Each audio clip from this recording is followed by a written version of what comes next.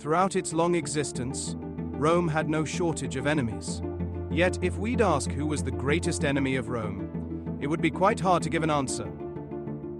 Should the choice fell on the Gauls of Brennus, who sacked Rome in 387 BC, or the Goths of Alaric, who did the same in 410. The Vandals of Geiseric did likewise 45 years later, but did a much more thorough job and ransacked the Eternal City to such an extent that they gave birth to the modern term of vandalism. Yet, victory alone probably isn't an accurate measure of strength, as the Republic faced by Brennus was quite a bit weaker than the Republic that went on to conquer the Mediterranean, or the empire founded by Augustus, while the later empire faced by Alaric was paralyzed by the rise of usurpers in the mid-400s, who weakened the ability of the imperial regime to resist the Gothic king. In the end, I had to leave out quite a few figures from the list, including Brennus and Alaric, as tough opponents they no doubt were.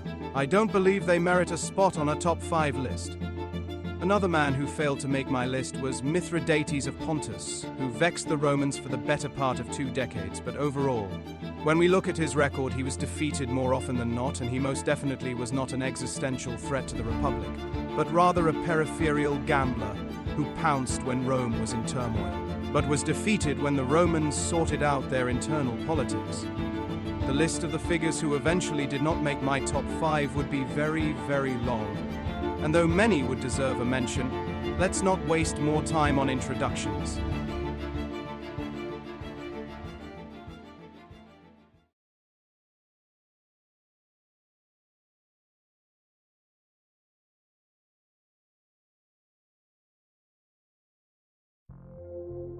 King Pyrrhus of Epirus was probably the last truly great Hellenistic warrior king of the Diadochi era, a man who was as ambitious as Alexander used to be, though for one reason or another failed to imitate the deeds of his famous relative.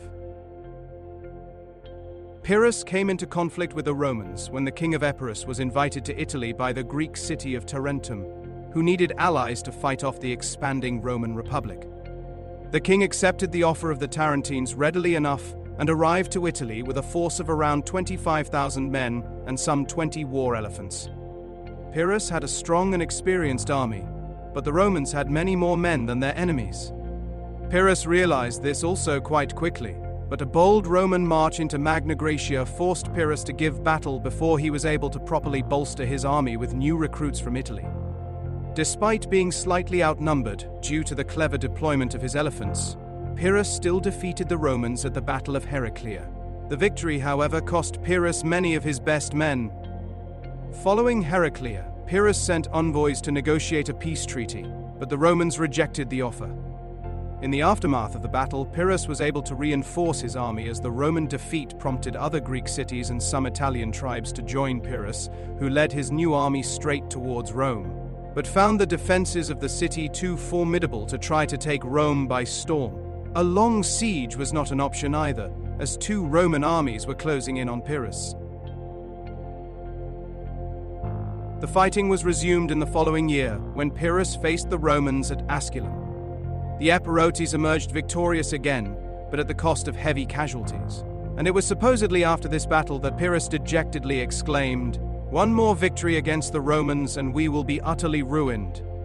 While Pyrrhus was struggling to cope with the attrition of his army, the Romans were seemingly replacing their losses at will, leaving Pyrrhus demoralized about the long-term prospects of the war. He was wrong, however. True, the Romans were replacing their own losses easier, but the defeats were taking their toll on the Romans also. Already after Heraclea, the Senate was willing to accept the offer of Pyrrhus, and it took the intervention of an old senator who shamed his young peers into continuing the war. By this time, the Romans also had to implement severe punishments on draft-dodging citizens. Had he known, Pyrrhus may have pressed the war harder in the following years, but he didn't. Thus, when the Syracusans requested his assistance against the Carthaginians, the king of Epirus took 10,000 men and sailed towards Sicily. In Sicily, initially Pyrrhus was very successful and drove the Carthaginians back to the fortified port of Lilybaeum, but the run of success came to an end here. With the defenses of the port being absurdly strong, taking it by storm was unlikely, while due to the naval superiority of the Carthaginians, starving out the port was not possible either. Pyrrhus needed a navy, but to get one he needed the support of the Sicilian Greeks. The Greeks at first may have been willing to supply one to Pyrrhus to help him kick out the Carthaginians from Sicily, but the ambitious king had other plans, and rather than blockade Lilybaeum, Pyrrhus wanted to imitate his late father-in-law, Agathocles, and sail to Africa and defeat the Carthaginians on their home soil. The plan was less than welcome by the locals, who saw it as an attempt to divert their resources to fulfill Pyrrhus's personal ambitions. Yet Pyrrhus was adamant to go ahead with the plan anyway, and from then on, his rule became increasingly more tyrannical. By 276, revolts began to break out against Pyrrhus. As his rule was collapsing over Sicily, Pyrrhus received a face-saving exit when his Italian allies requested him to return and aid them against the Romans. Just as he was transporting his men and his treasury across Italy, however, the Epirote fleet was attacked and defeated by the Carthaginians at the Battle of the Strait of Messina, costing Pyrrhus a significant chunk of his fleet and treasury. Leaving him so short of money, his men even committed sacrilege by plundering shrines. To make the situation even more difficult, during his absence, Pyrrhus's former allies were mostly defeated by the Romans, leaving him once again outnumbered. Thus, when the campaign of 275 began, Pyrrhus was facing two strong Roman armies. Combined, the Romans easily had the numbers on Pyrrhus, though luckily for the Greeks, the two armies were not united yet. Eager to exploit the situation, Pyrrhus left behind a smaller force to screen the Romans, then took the bulk of his army and marched towards Maleventum, where one Roman army was stationed. He found the Romans well entrenched, promising another bloody battle with heavy casualties. Unable to afford such a battle, Pyrrhus came up with a cunning plan to trap the Romans. But, unluckily for him, his men sent to an ambush position lost their way during the night, thus rather than victory. Pyrrhus suffered a bloody setback at Maleventum, one that was sobering enough to convince him to leave Italy behind for the time being. Though he left behind a strong garrison to hold Tarentum and probably intended to return to Italy once he rebuilt his army, it was not to be, as after claiming the kingdom of Macedon, Pyrrhus attacked the Spartans in 272, only to be repulsed at the siege of Sparta, then dying a few days later at the Battle of Argos. Pyrrhus was probably the last figure who could have stopped the Roman conquest of Italy, but due to his own restlessness and the dogged determination of the Romans, the mercurial king of Epirus, in the end, came up just short.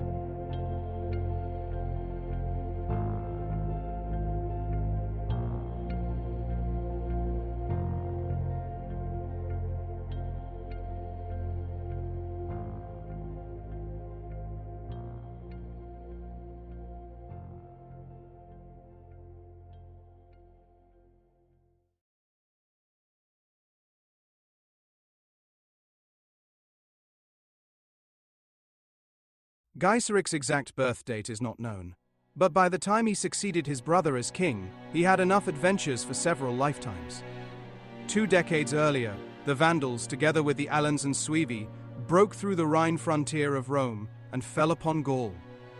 As invaders entered the empire, the imperial regime in turn was paralyzed, as the legions of Britain in short succession raised 3 of their commanders to the purple.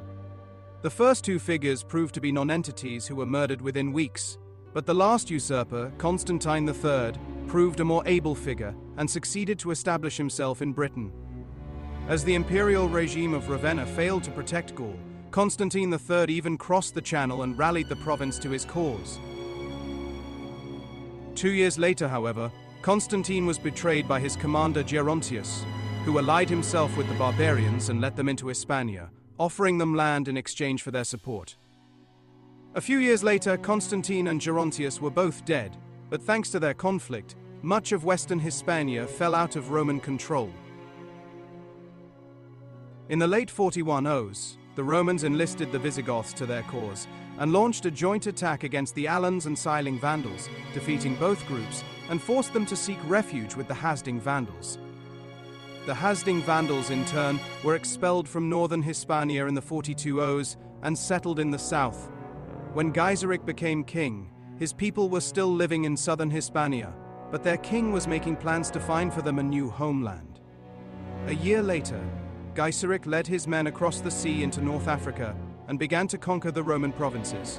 According to some sources, Geiseric may have been invited into North Africa by the general Bonifacius, who wanted to use the Vandals against his Roman rivals. If true, Bonifacius scored a huge own goal as, in a decade, the Vandals snatched the whole region from Rome. The loss of North Africa was a momentous catastrophe for the Western Roman Empire. After the civil war-ridden early 400s, Britain had been already lost to the empire for good, as were large parts of Hispania, while Gaul and Italy were ravaged by on-and-off fighting. Contrary to these provinces, North Africa was relatively unscathed, but with the Vandal conquest, the Romans lost their most secure revenue-producing region, leaving the imperial regime on the brink of bankruptcy. In 440, a joint Western-Eastern Roman force was collected in Sicily, preparing to invade and reconquer Africa. But a Hunnic attack in the Balkans forced Constantinople to recall their troops, and thus the joint expedition had to be called off. Unable to mount a serious invasion on their own, the Western Roman Empire had no choice but to make an accommodation with Geiseric, sealing peace with the betrothal of Geiseric's son, Prince Huneric, and the emperor's daughter, Princess Eudocia. The peace was maintained for the next 13 years, but following the assassination of Emperor Valentinian III, his successor broke the treaty by marrying Princess Eudocia to his own son. Outraged, Geiseric assembled his navy, descended upon Italy, and sacked Rome in June 455. Even at the peak of his power, however, Geiseric could not hope to hold on to the city and retreated into Africa with his loot. 6 years later, the new Western Emperor, Majorian, planned to launch an invasion to reconquer North Africa. Before the invasion could get underway, however, Geiseric launched a surprise attack and defeated the Romans at the Battle of Cartagena. With his fleet in tatters, Emperor Majorian had no choice but to call off the invasion. Majorian was assassinated shortly after the fiasco, but Roman ambitions to reconquer North Africa did not die with him. 7 years later, with the assistance of the Eastern Court, another, much larger fleet was assembled, ready to carry 30,000 men to Africa and swamp the Vandals. But as the armada was readying itself to the attack, Geiseric once again struck first, and using the favorable wind, launched fireships against the Romans, forcing his opponents to scatter their fleet. Once the Romans became disorganized, the Vandals then attacked and achieved a stunning victory at the Battle of Cape Bon, foiling the last Western Roman attempt to reconquer North Africa. Geiseric remained in power for 9 more years, and outlived the final fall of the Western Empire by 1 year before he died. Though he wasn't a dashing warrior like Pyrrhus, nor did his name remain as well known as some other great enemies of Rome throughout his 5-decade-long reign, Geiseric did more to quicken the collapse of the Western Empire than any of his contemporaries, and his successful conquest and later defense of North Africa hastened Rome's demise by decades.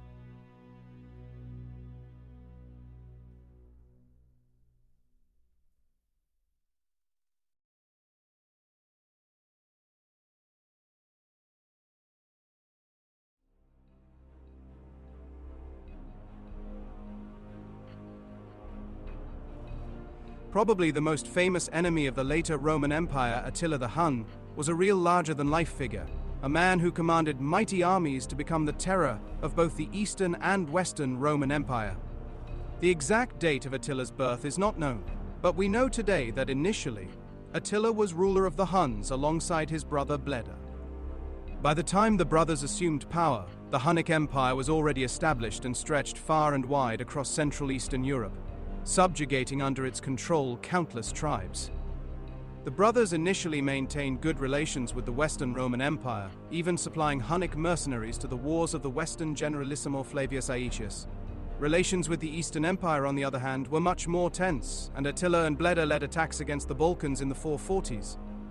Initially, Emperor Theodosius II tried to oppose the brothers, but unlike other barbarians who earlier invaded the Balkans, the Huns were expert at sieges and succeeded to capture and plunder several important Balkan cities of the empire, forcing the emperor to come to terms with the Huns, buying peace at the price of a yearly tribute of 700 kilograms of gold and a one-off sum of 2,000 kilograms of gold for breaking the earlier treaty in the first place.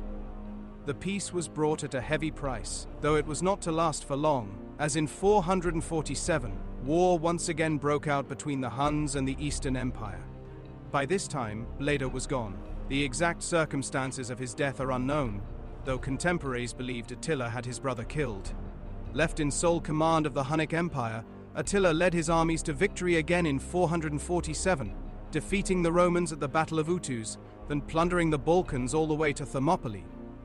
Outmatched, Emperor Theodosius II had no choice but to buy peace again. The emperor adhered to the treaties until his death, but his successor, Emperor Marcian, refused to pay any more tribute to the Huns. Yet, surprisingly, Attila did not respond with further aggression against the east, but rather turned his attention westward. Interpreting a letter of plea sent by the emperor's sister as a proposal of marriage, Attila demanded half the Western Empire as his dowry, threatening war if Emperor Valentinian refused. Attila's demands were naturally rejected by the Western court, prompting the Hunnic king to lead a huge invasion force into Gaul. Alone, Aetius no longer had the numbers to oppose Attila, so he also enlisted a large number of Gothic, Frankish, Burgundian, Alan and other foederati forces into his own army. The two armies clashed at the Battle of Chalons, where after a very bloody battle Aetius emerged victorious, but Attila was able to withdraw from Gaul with his remaining forces. The following year, Attila invaded Italy and his army plundered through the Po Valley, sacking even Aquileia and Mediolanium. Lacking the numbers, Aetius was unable to give battle, but supply problems and the outbreak of sickness in his camp forced Attila to enter negotiations with the Romans, agreeing to retreat from Italy. While Attila was fighting in Italy, the Eastern Romans may also have launched attacks against the Hunnic heartland, a factor that could have played a part in Attila's retreat from Italy. Whether the Hunnic king wanted to launch further attacks against the Romans is not known, and probably will not be known either, as before the campaigning season of 453 could have begun, Attila the Hun perished. Though rumors of false play were also present, probably the Hunnic king died of natural causes, due to ruptured esophageal varices which caused severe internal bleeding. In the end, Attila the Hun failed to topple either the Western or Eastern Roman Empire, but during his near 2-decade-long reign, the Hunnic king faced the Romans on many occasions, and got the better of them more often than not, a considerable achievement even against the already declining Roman power.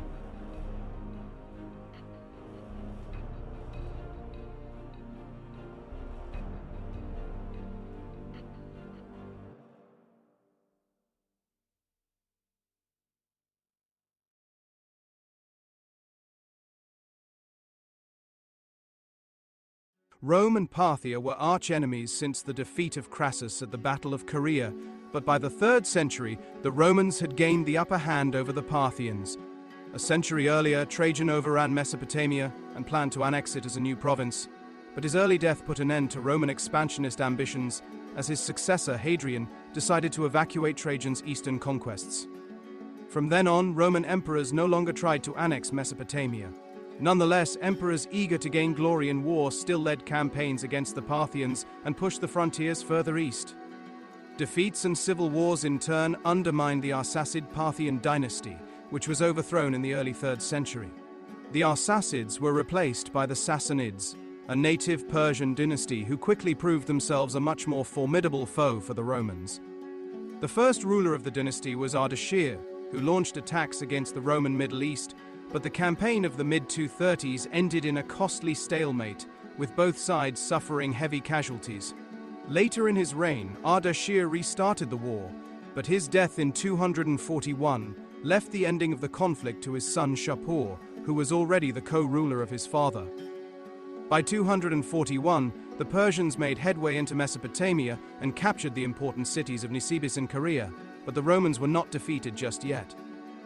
Under the leadership of the experienced Praetorian prefect Timesitheus, the Romans launched a counter-offensive and retook the lost ground.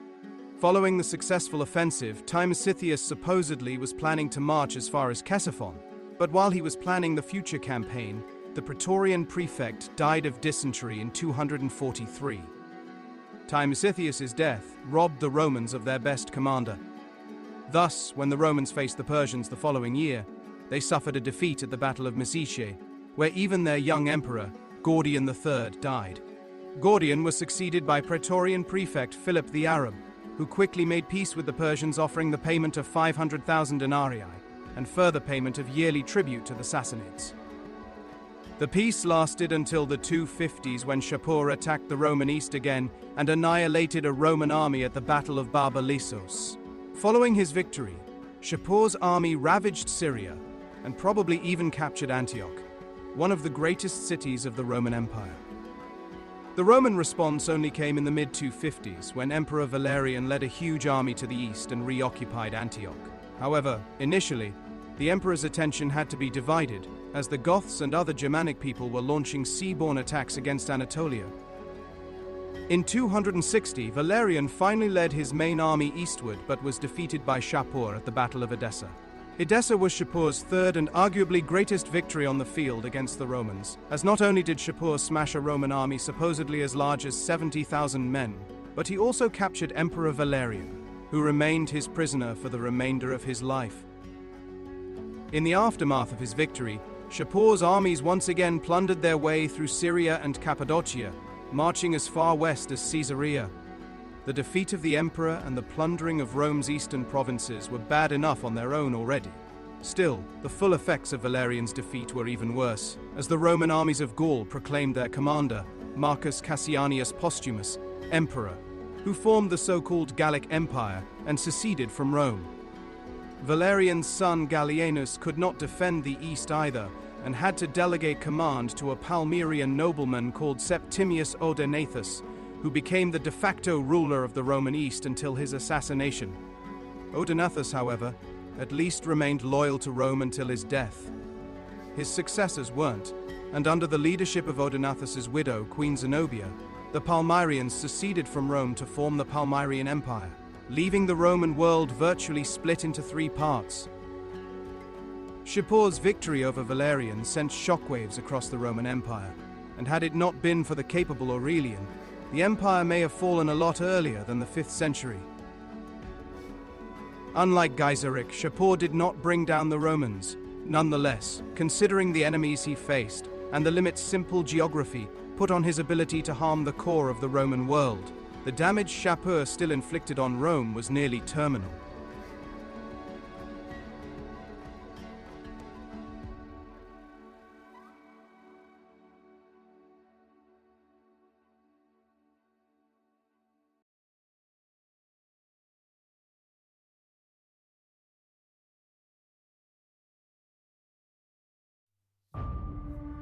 And finally we arrive to the number one of the list, who obviously had to be Hannibal Barca.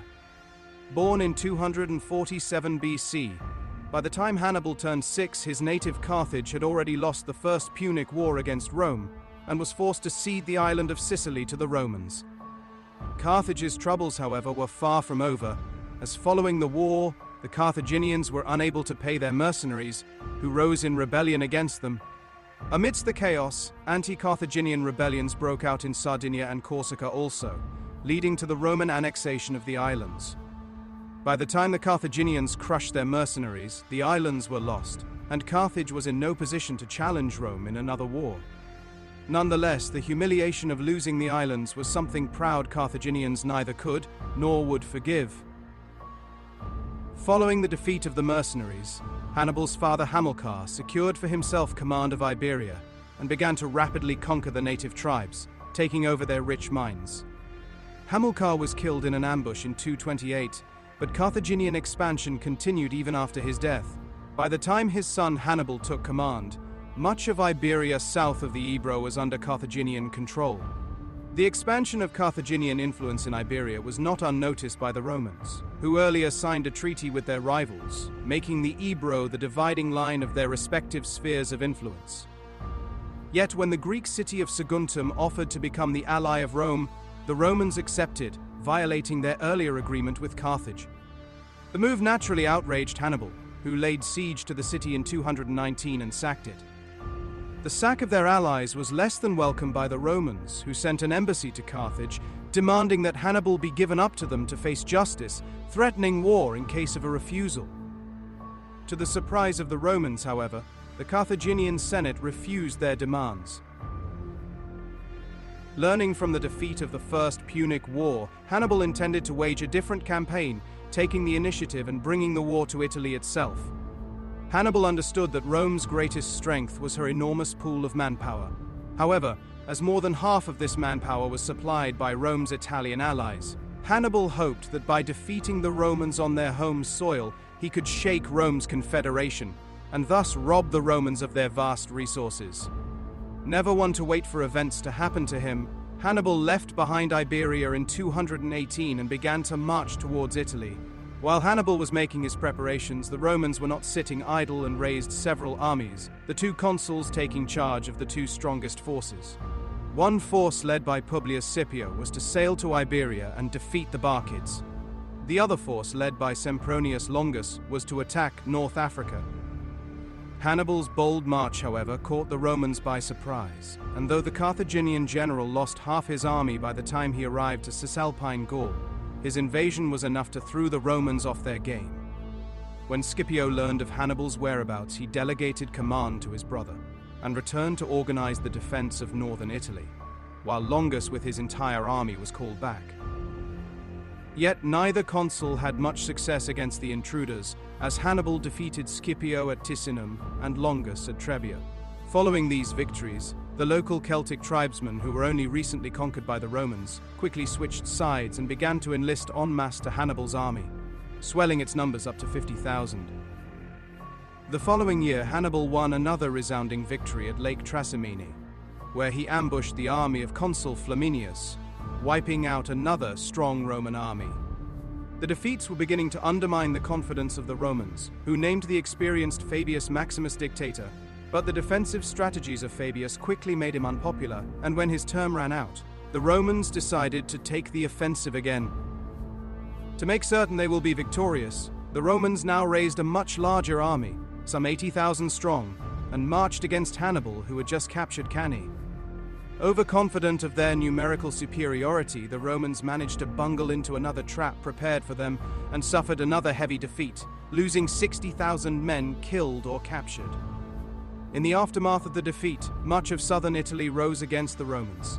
But despite their defeats and the rebellions, the Romans were not willing to throw in the towel just yet, and began to raise new armies by waiving by property qualifications, enlisting slaves in exchange for their freedom, conscripting criminals and debtors, and by lowering the age of conscription.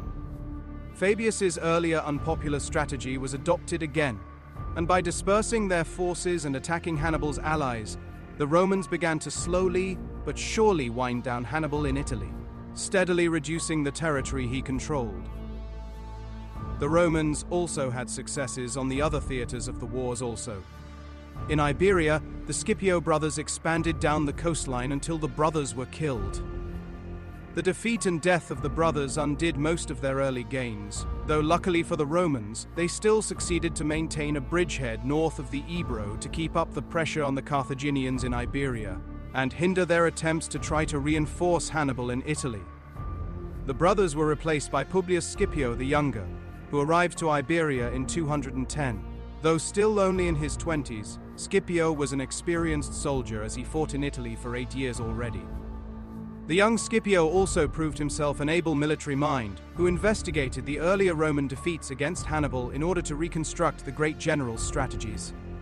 Scipio put the lessons to good use and began to wage a masterful campaign in Iberia, capturing Carthage Nova in 209, then decisively defeating the Carthaginian armies in 206, shattering Carthage's Iberian Empire. Carthaginian attempts to reconquer Sicily were also thwarted, and even Syracuse, who turned against Rome, was captured. In 204, Scipio invaded even North Africa and defeated 2 Carthaginian armies in quick succession. In desperation, the Carthaginian Senate opened negotiations, but in reality, they were only trying to win time, to allow Hannibal to return to Africa and save them. Hannibal returned, but his army was much reduced compared to its earlier self, while the Numidians, who served Hannibal so well in his early Italian victories, by this time also joined Scipio, leaving Hannibal's cavalry dangerously outmatched. Hannibal understood the situation perfectly, and at first tried to negotiate with Scipio, but the Roman was in no mood to compromise.